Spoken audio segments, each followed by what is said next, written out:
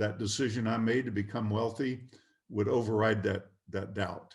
Because, if you have doubt in your mind, it creates uncertainty, and uncertainty creates lack of clarity, and lack of clarity, you're already off course.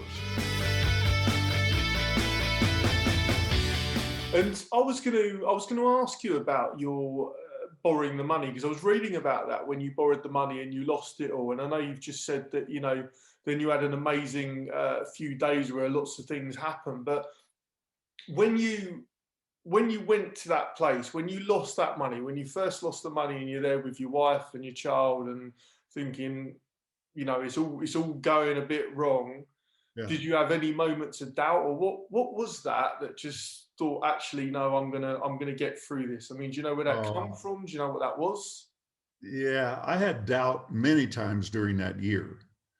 How it all unfolded was, I stayed that night at that meeting for a short training to teach me how to work the business. So the guy gets up and he said, well, it's pretty simple. He said, your job is talking to people. He said, if you talk a little, you'll learn a little. If you talk a lot, you'll learn a lot. And I said, well, that's simple. How much is a little? He said, 1 a day. So how much is a lot? He said, 10 a day. I said, I'll do the 10 because I want to get rich. And so I didn't know what that, we didn't have social media or internet. We just had to go out and talk to 10 people in a day, every day. You talk to people like that today, there's nobody going to go do that. They'll get on Facebook and start, posting or something. So the way I tracked it, I put 10 beans in my pocket every morning. And every time I would talk to somebody, I'd just flip a bean away. So that's how I tracked. That was my tracking system. And so for a year, almost to the day, I didn't miss talking to at least 10 people every single day. So in a year's time, I got over 3,650 people that told me no. Now, you ask if I had doubts. Yes, I had doubts many times. But you know what? My desire to get ahead in life and to do more, and that decision I made to become wealthy would override that doubt. Because, if you have doubt in your mind, it creates uncertainty, and uncertainty creates lack of clarity, and lack of clarity, you're already off course. So I wouldn't allow it to come in. I mean, yeah, it came in. I had times when I'd go for hours and just going, what am I doing? This is so stupid. I'm not making any money and I'm losing everything. And, my wife's upset and I'm losing my home and one of my cars is already gone, and, things like that.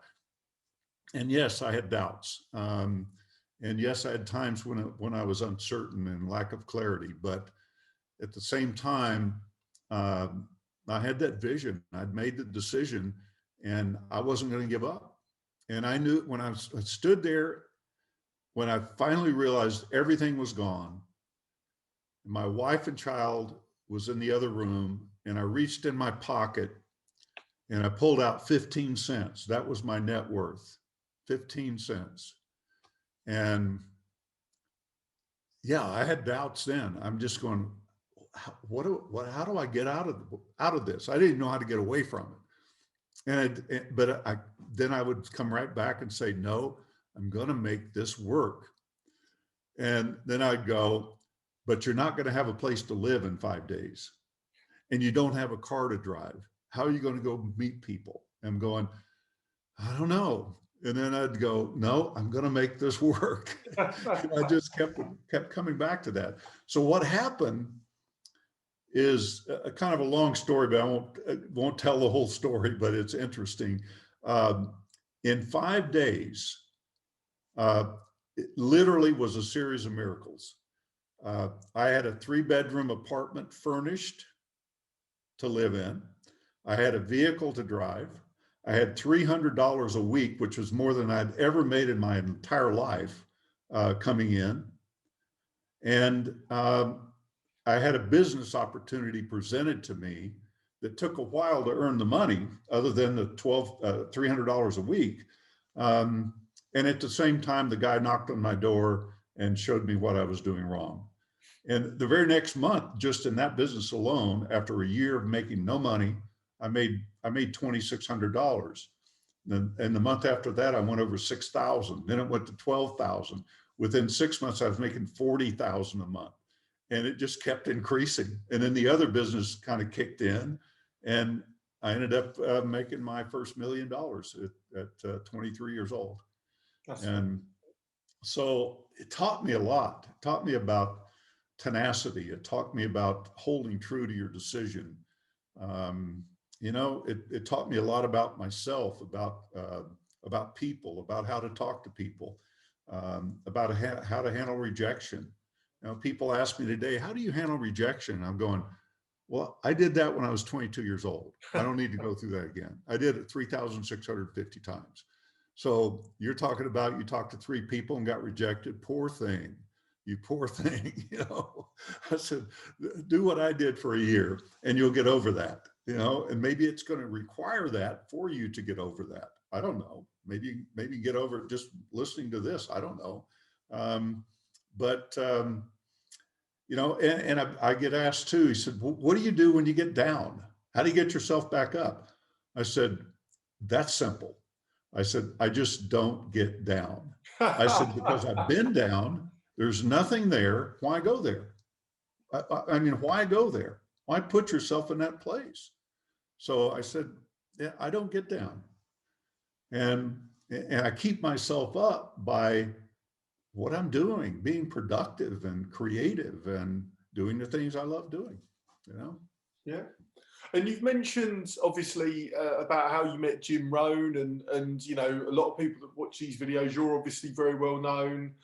Jim Rohn is obviously very revered within the motivational speaking industry, which has exploded really in recent years. And I just wondered if you could share any just share any personal stories between you both, because I know you were very close, and what did you learn from him, what did he learn from you, and just really your relationship together, really.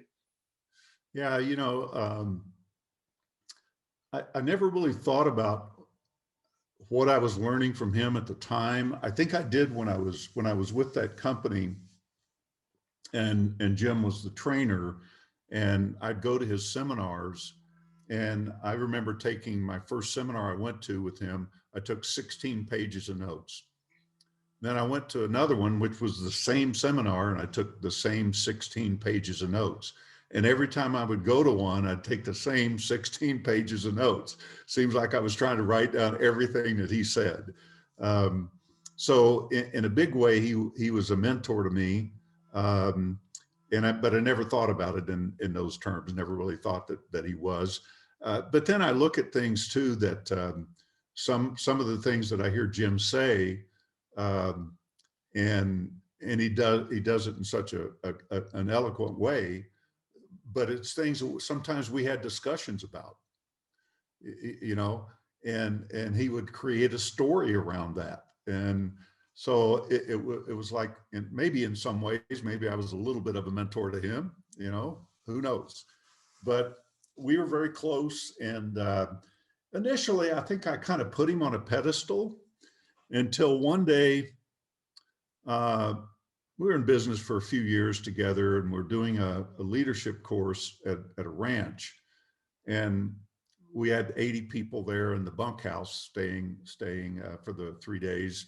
And Jim and I were staying in the ranch house. And I'm sitting in the living room having a glass of wine that evening. And here comes Jim walking down the hallway with just his underwear on. And I'm going, but I don't think I'd ever seen him without maybe occasionally with casual clothes, definitely not with just his underwear. He came out the kitchen, poured himself a glass of wine and sat down with his underwear. And I'm going, damn, I said, he's just like me. It kind of gave me a whole different perspective that he was just human like anybody else, and he never put himself on a pedestal. He was just a down to earth, farm boy from Idaho, as he says. That's great. Well, it was an And just interesting time in my life, for about 8 years when we were business partners.